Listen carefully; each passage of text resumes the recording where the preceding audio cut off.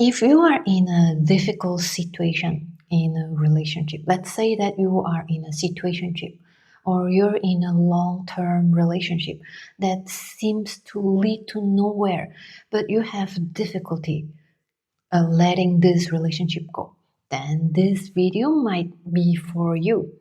Because today I'm going to talk about the hidden costs of continuing with a relationship that is no longer aligned, especially for women. Because we often have a hard time releasing a situation, a relationship. Of course, when we have feelings and attachment, it's not as easy as, oh, you are not releasing a relationship because you don't have self worth, but because we feel we develop certain affection, attachment, a bond with someone, and not just talking about these abstract emotions and love feelings, but also because biologically we are wired to form attachments, for example, through the production of oxytocin. So when a woman is in a long term relationship with a man and you have affection, you have intimacy, then you are constantly producing oxytocin that keeps you binded, that keeps you attached to a man biologically. So we often hear that, oh, you don't have enough self worth or self respect or self esteem, self love, whatever, because you're not letting this man go, even if you know that he's not healthy for you, that he's toxic, etc., etc. But it's not that simple, okay? So I want you to keep this in mind.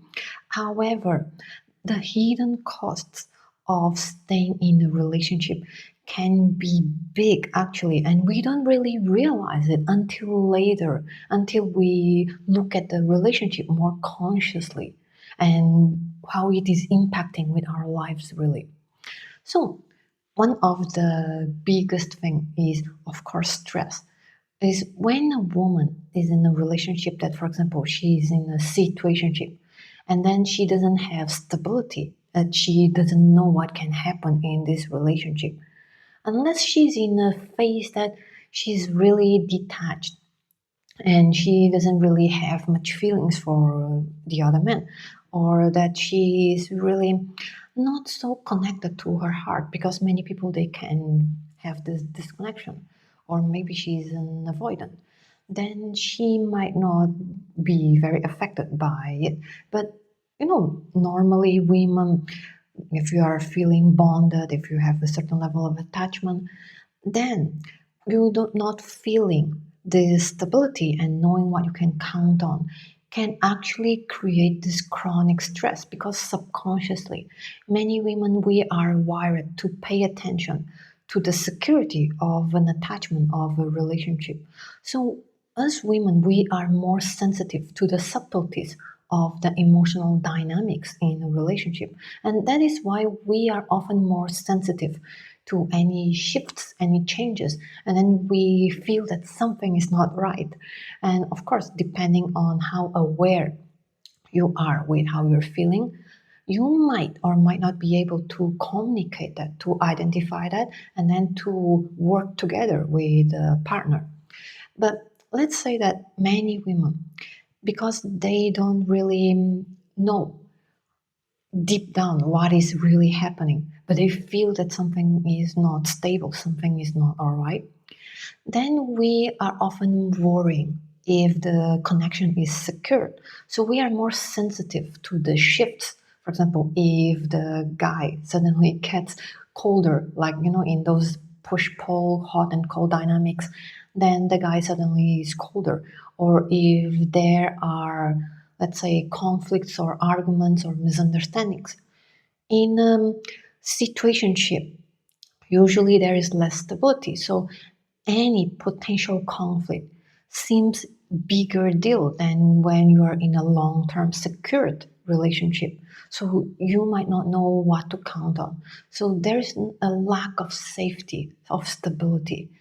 And your subconscious will be often in high alert so that you're paying attention, like what is happening right now? Ooh, something, there is a sign there. Is that sign actually a bad thing? And you will be very on alert, and that actually creates a lot of stress in your system in the long term. And if you're in a toxic dynamic, or if you're like breakup, makeup, even in those dynamics, then your system is chronically flooded with cortisol.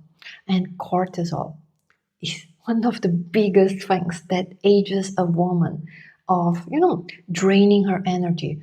And you see, besides aging us faster, which is not good for our looks and our body, we will feel drained, really. We will feel that our energy is often so focused on protecting and securing the relationship that we don't have as much energy for other areas in our lives. So if, for example, women who want to create their own businesses, who want to work on their projects, or even just hobbies, if you want to paint, if you want to write, if you want to create things, uh, if your energy is so caught up on the relationship, like for example, even if you just want to meet friends and have and nurture your friendships, your family, your relatives, if your energy is already drained in a bad relationship, then you cannot have extra energy to nurture the other areas of your life.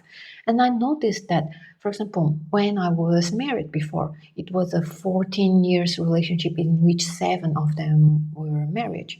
And in that relationship, I was actually not having this survival mode of worrying if the relationship is going to last or not.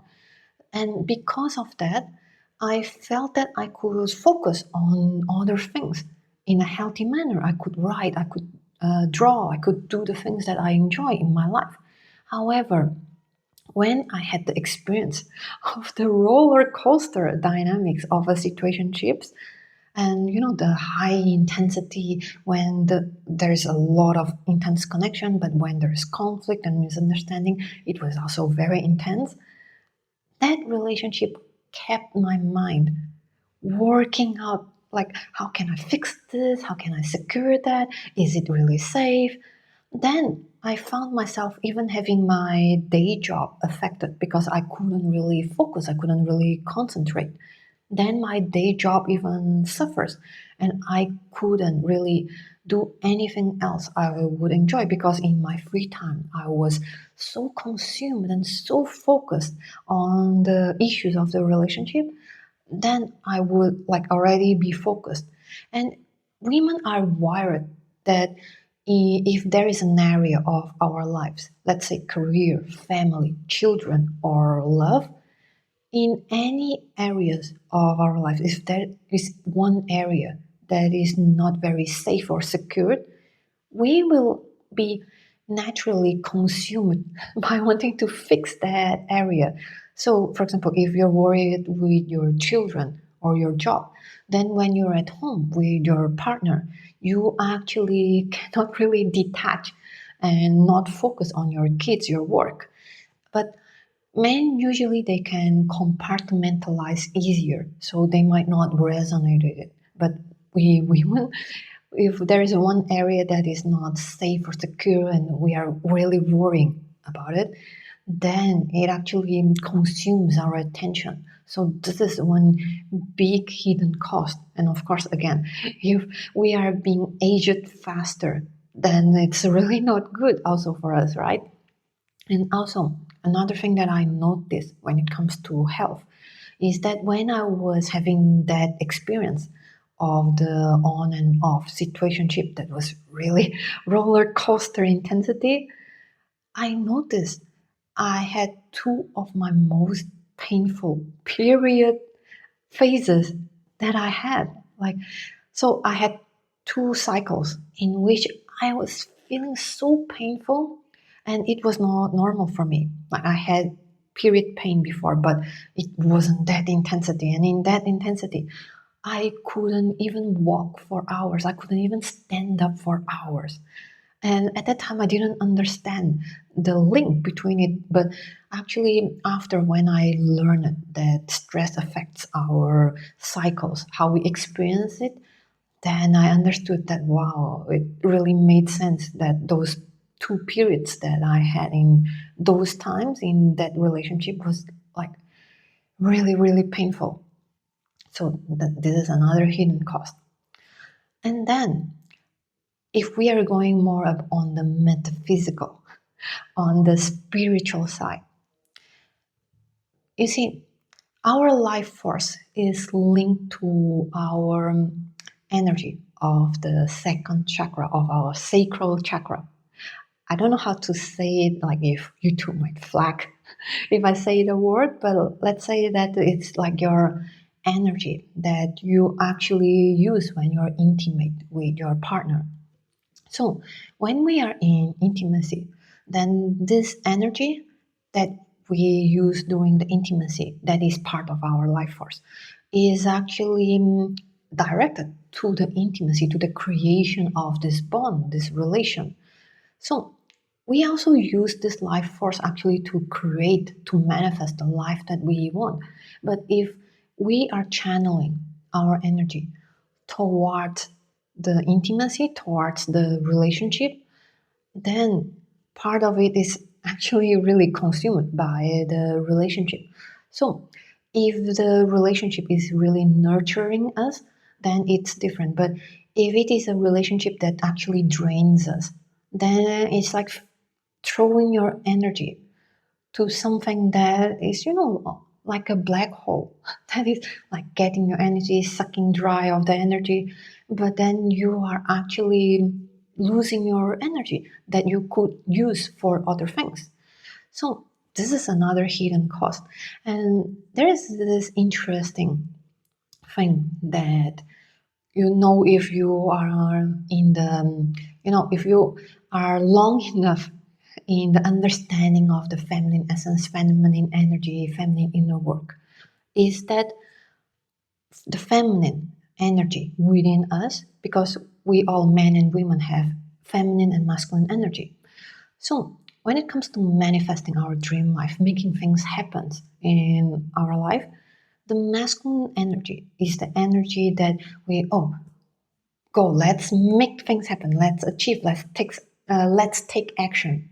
But when it comes to the feminine essence, is how we magnetize and attract what is like opportunities, people toward us.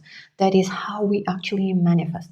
So if we are in a relationship that is not really protecting that, and worse, if it is damaging that through stress, through lack of stability, so that the masculine container, which is the stability, the structure, we know what we are going towards, what are the couple goals, etc. So if we don't have that, we are not able to protect the luxurious, the precious feminine energy, really, because the feminine energy would be consumed, well, cannot flourish, cannot flourish because there's so much stress. Like you cannot have a flower really to grow in a harsh environment that is suitable for a cactus. So when that happens, it really affects our magnetism. It really affects how we are attracting and aligning with opportunities. And even if we are not talking about the metaphysical part of it, just by a very logical, scientific way to explain it, is that if you are so drained, if you're always so tired, lack of juice, if you're always so, had to be disconnected, you have to live in survival mode, then what's so attractive about it? You wouldn't even be paying attention to possible opportunities. You wouldn't be out there meeting people, socializing with people, and people can feel that you are drained, that you are, like all this energy, stressed and all. Then they are not really feeling your juice. Then they are subconsciously not resonating with you, right? So then you might not really align with the possible opportunities and people that can expand your life. So this is another huge cost for us that identify more with the feminine energy. And this is also why, you see, with all this, when you notice it, when you realize that, wow, draining relationship can actually have a huge impact on our lives. So it's not just about the relationship itself, it's about our health, our lives, how we get to experience and live really. But then this one last hidden cost that I want to talk about, because there are more, but let's just talk about one more that is a major cost, and we don't really realize it until it's too late often, is that the more, the longer we stay in such kind of relationship that is draining us but not nurturing us, is that we will build in more and more resentment that simmers inside. And we might even try, like many women, they are, oh, it's okay. As long as I can, try again and try again and try again, and I stay because love is what matters. But actually, if your needs are not really met, there will be resentment building, simmering in the background of your mind. And the less you are connected with it, like the more you dismiss it, the less you are aware that it is in the background. And then suddenly you don't know why you are irritated with this man. Suddenly you don't know why. You just cannot really respect him. Or suddenly you realize that you are no longer wanting physical intimacy with him. And then this is actually impacting the relationship in the long run, because you are now having all this irritation, this friction within you, and it is coloring how you are interacting with this man. And then this man can also feel it, because men actually, they are very good at sensing energies and responding to it. We just don't give it enough credit. And then him sensing it, his subconscious is already sensing that something is not good, something is not all right. So now he is also detaching. And we humans are mirroring animals. So he will subconsciously mirror you. So he either mirrors by, chasing after you and, oh, what's wrong? And then putting in more effort to fix things. And he might not even realize why.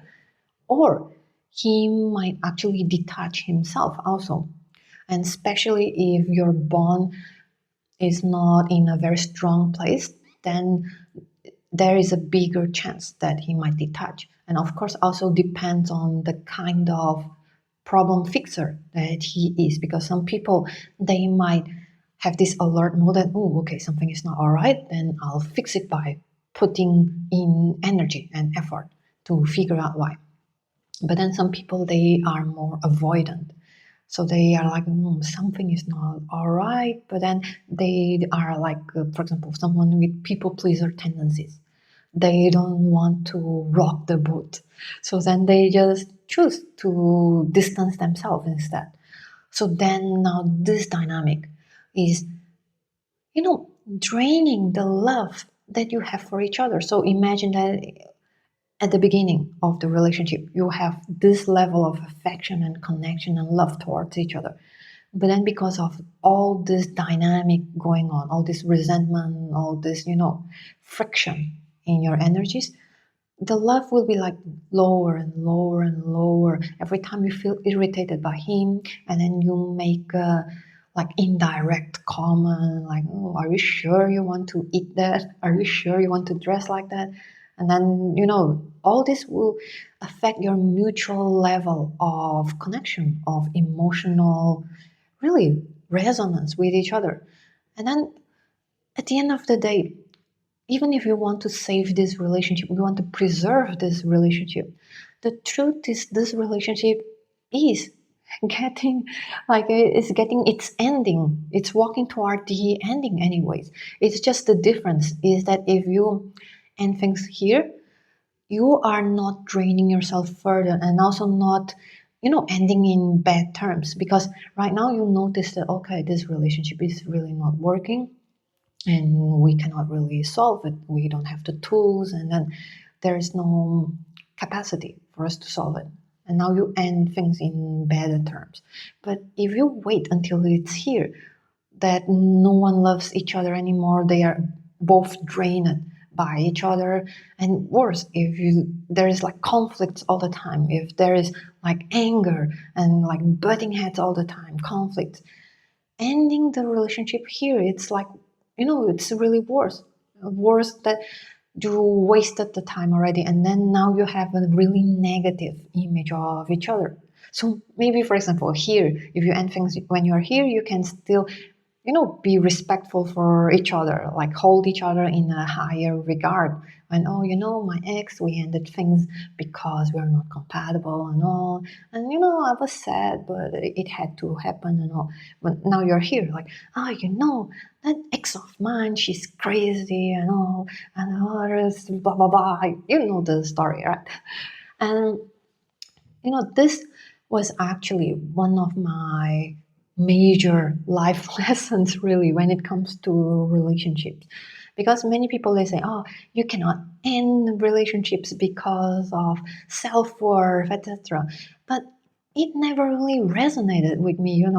I never really felt that I wasn't really worthy or of love and anything. Love was always present in my relationships except one.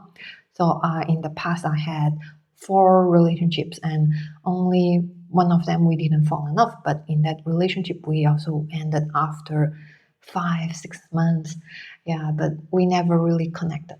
Anyways, but in other relationships, like there was always affection and love, and the problem wasn't that I didn't feel worthy of being loved, but actually acknowledging that in certain relationships, because there are certain really difficult dynamics and we are not having the capacity nor tools to know how to solve it, then sometimes letting go might be the most loving thing that we can do for each other. For example, in my marriage, we were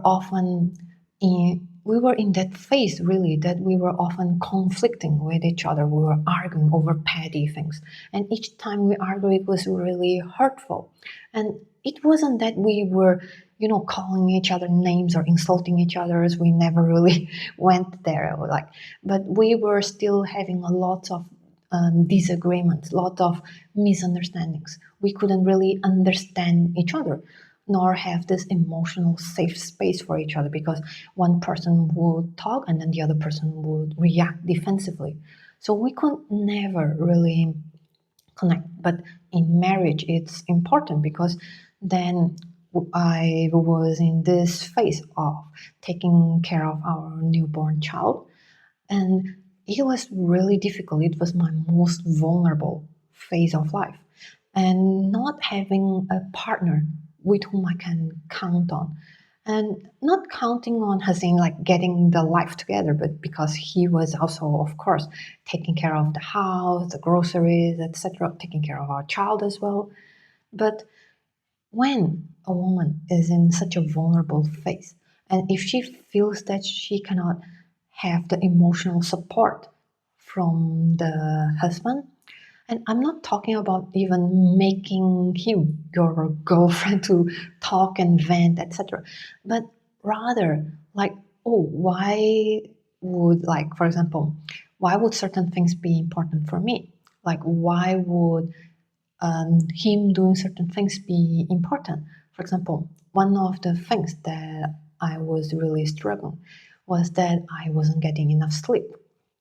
And then I needed him to take care of our child in the morning so that I can get some sleep, because I was the one waking up during the night several times. And he was taking care of the kid, but then he wasn't really soothing the kid. And the kid was like making all the noises, but he was somehow not really getting it. And because mothers, they are more sensitive to what the cues might be, and then he thought just was normal and etc. And then I tried to explain to him, like, hey, like, this isn't helping if he's making noise and etc. But then he would get defensive and etc. And at that time, I might need a partner who can, oh yeah, I understand what you're saying, then maybe I'll just take the kid with a stroller to go out of the house during the morning so you can get some rest. But instead, he was reacting from a place of, oh, I'm already doing a lot, what else do you want, etc. And he was stressed, which is like understandable. But if we as a couple don't have understanding, then it's really hard to actually for a woman to carry on with this huge task as a mother of a newborn. So this was actually part of our issues, is that we couldn't really have an emotional safe space nor working as a team, and then it was really hard. And because of this lack of mutual understanding, and we didn't know how to communicate with each other and all those things, then continuing with this relationship would only like make the love disappear, be drained by the continuous resentment, the continuous anger, the continuous hurt feelings. And I didn't want that. And we really loved each other. That's the truth. We loved each other. We loved each other, but we just couldn't solve the issue. So that was the biggest lesson that I had to learn in love, is that sometimes we might love each other, but there might be certain incompatibilities or lack of capacity to sustain the relationship.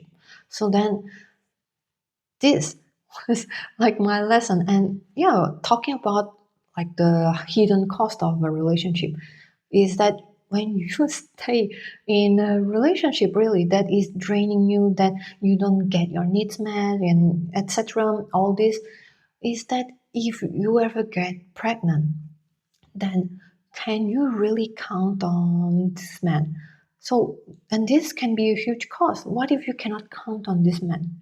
What if this man might even disappear when you get pregnant and then the child is born? Then there is this huge cost for you, is that you have to take care of the kid by yourself. And it's also a huge cost for your kid, because now the kid might not have a present father or a father that is capable of taking care of them. So you see, there are lots of hidden costs actually. And I wasn't planning to talk about this, but here it is, also another cost. So this is another lesson, is that sometimes we have a hard time disconnecting, letting go of a relationship, not because of self-worth, but because we really love each other, we really have feelings for each other, but it's just not sustainable anymore. And we really need to let it go. And sometimes the most loving thing is to exactly do that, because it is loving for both of us, that you are not, that the other person, you are honoring also where they are at and where you are at and what are each of your needs, so that you don't continue something that will drain each other, that will impact each other negatively anymore. So this is actually a very loving thing. And knowing this actually helped me shift my perspectives on relationships, and not really, because I've been in the few relationships and, of course, going through a few breakups. And because of the nature of most of these relationships, it was so hard for me to let go at times.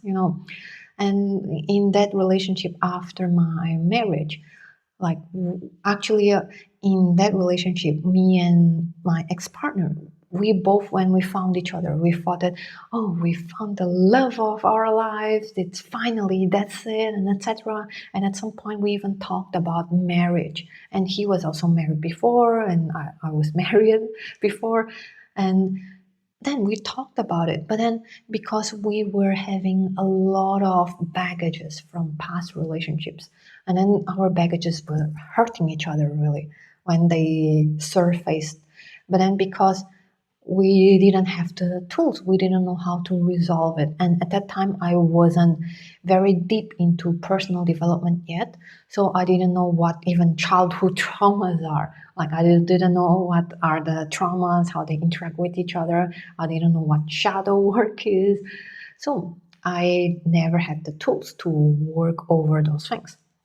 And then it, like, when it was good, it was really good. Like, you can say that, those twin flame dynamics, Like I wouldn't call our relationship a twin flame relationship. I never really feel, this kind of labels would be useful for my relationships. But if there is a category, let's say, for that relationship, that would be the category. But then because of our traumas were really surfacing and butting heads, then we started to have this on and off dynamics.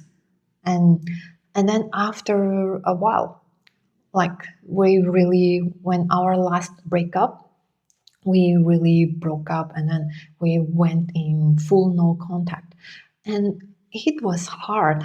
Of course, it was really hard. And even in my another relationship that ended up not working because there were lots of external circumstances, our lives weren't compatible and etc. And all these are not easy for me. And because like there are lots of feelings at some point involved, then the breakups were hard. But ever since my second relationship, what I learned is that if the relationship is not working, and of course if the other person also doesn't feel that it's aligned, so let's say that when we break up, he is not contacting me anymore, then my lesson was to learn to also accept it. And I didn't also contact him back because I learned to accept that, okay, this really is not working, that this really wouldn't be good for me also either, because my emotional stability was very affected by that relationship back then. And I've been single mother for since my divorce, and I needed to be there with my kid. But of course, me and my ex husband were co-parenting, so it's not like my kid would be homeless if I'm homeless. But then, of course, I also wouldn't be homeless. But well, you will get what I'm saying if you are also a mother. Is that being a single mother, I felt that okay, I cannot crumble down really because I have to be there for my kid. I have to be there to also make sure my kid has a decent life, right? So, me having my emotional stability was really important, not only for my own life to live the life that I want, but also for my kid. So, that was another cost that I had to wait.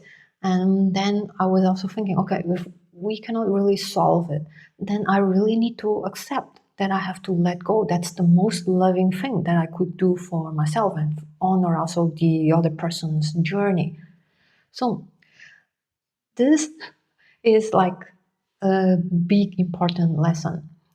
So yeah, I hope that this video can help you if you are a woman also going through difficult relationship dynamics, situationships or long-term relationships that you really feel that it's really in a bad state. Because you can seek out help, read books or podcasts or do digital courses. For example, my program, my 6 week program, which is called Relationship Reward, the 6 week connection reset. In that program, I really actually what I learned that helps rebuild the relationship foundation like emotional safety, connection, and those things. I actually learned it after my divorce that we often think that talking about problems can actually solve the problems, right? But then because the relationship is already in a very bad state and people are already often easily activated by each other, then talking about things is only making it worse. So you might ask, oh Monica, but then if we cannot be honest to each other, then what's the point of a relationship, right? But actually, before we talk with each other about the problems, because that is important to be able to be honest in a relationship, we really need to go deeper and fix the foundation first.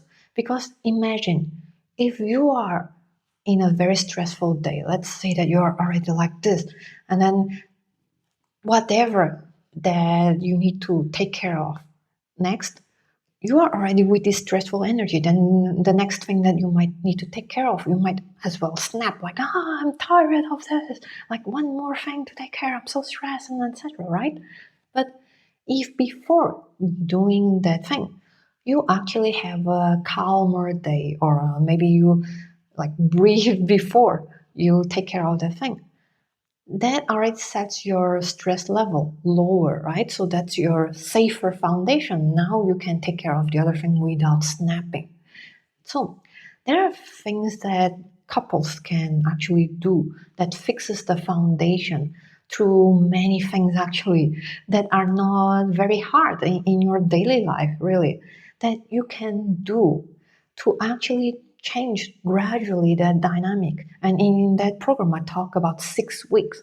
So in like imagine that in 6 weeks you can actually gradually change the dynamic from being often irritated with each other as a default mode, or maybe you're just like roommates and it's boring, it's bland, but it's functional, right? So many couples are like this, but then there's not much intimacy, let's say emotional or physical. Then you can do certain things to really rebuild this emotional connection, emotional safety, and even attraction.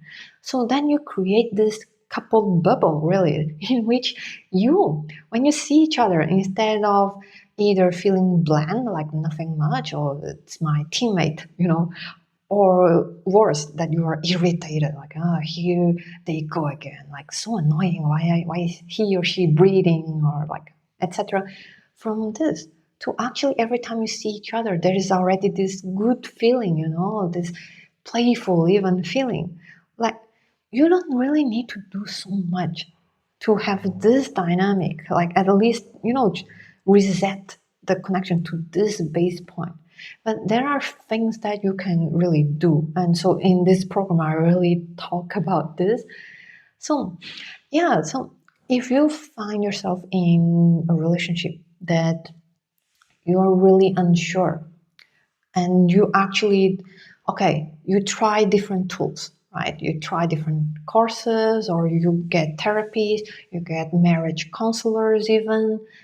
And if you really cannot have anything that helps you solve certain issues, and yet you are getting drained more and more by this dynamic, then sometimes you might need to really ponder and make this decision, like what is it that is really the best for me, and also might help for the other person as well. Because just by you hanging on to a relationship, if that is impacting both negatively, then you are not really being loving or understanding. So, for example, imagine that you're with an avoidant, and this avoidant man is like comes and goes because he's not really capable of being present, of having deeper connection without freaking out.